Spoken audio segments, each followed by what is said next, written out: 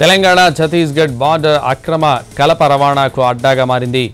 ములుగు జిల్లా వెంకటాపురం మండలం ఏకన్నగూడెం సరిహద్దుగా ఉన్న ఛత్తీస్గఢ్ కొత్తపల్లి గ్రామం మీదుగా తరలిస్తున్న అక్రమ టేకు కలప రవాణాను జీవి మాల్లో చలో చలో కిలో కిలో ఆషాఢం కేజీ సేల్. అందం కేజీల్లో, సౌందర్యం టన్నుల్లో.